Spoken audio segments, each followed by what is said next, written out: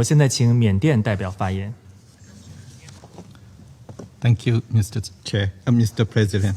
At the outset, I wish to congratulate China on assuming the presidency and extend my deep appreciation to you for convening this annual open debate.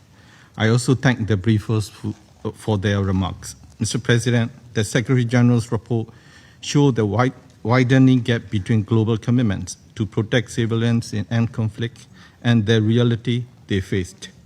The UN recorded more than 37,000 civilian deaths across 20 armed conflicts in 2025. Conflicts in just 5 countries, including my country, Myanmar, accounted for 65% of all new displacements in the first half. 10 years since the adoption of Resolution 2286, attacks against medical personnel and facilities remain a feature of many conflicts.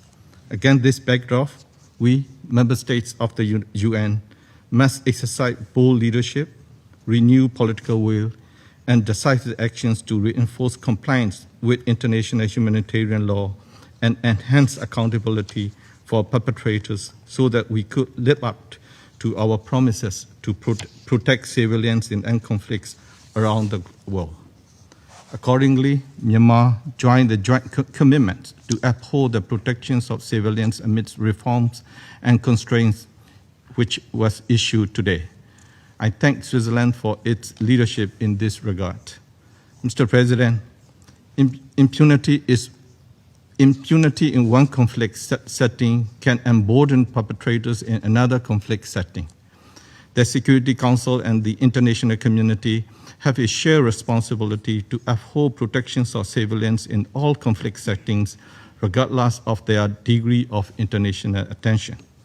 In this regard, I wish to thank the Secretary General for particularly highlighting the protracted conflict in Myanmar in his report, including indiscriminate area attacks, banning of villages and farmland, attacks on healthcare and connectivity disruption committed by the military junta. Since the illegal coup, over 8,000 people have been killed by the military. 3.6 million people have been displaced and almost 22 million are in need of humanitarian assistance. Given this deteriorating situation, the Security Council and the international community, in our view, can undertake the following concrete measures to ensure effective and sustained protections of civilians in Myanmar. First, applying appropriate pressures on the military junta. The indiscriminate act of committing all forms of violence by the military is a clear violation of the UN resolutions, including the Security Council Resolution 2669 and the GA Resolution 75/287 and ASEAN 5-point consensus.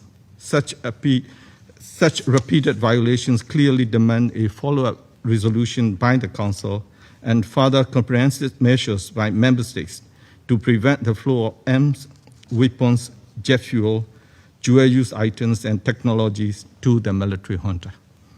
Statements expressing concern have not deterred the military from indiscriminate airstrike against civilians and civilian infrastructure. At the same time, hasty and unwarranted attempts to engage bilaterally or regionally with the military junta will not stop the military from further committing more war crimes and crimes against humanity.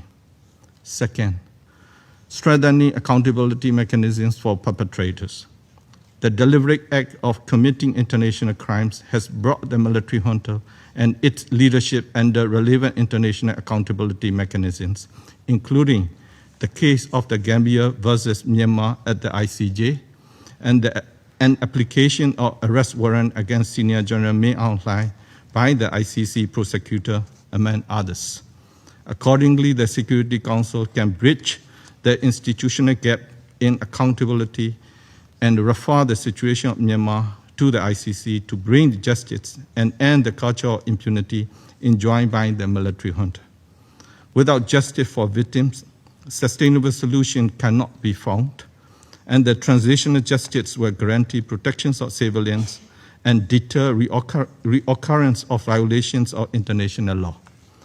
that, and less, addressing the root cause of conflict.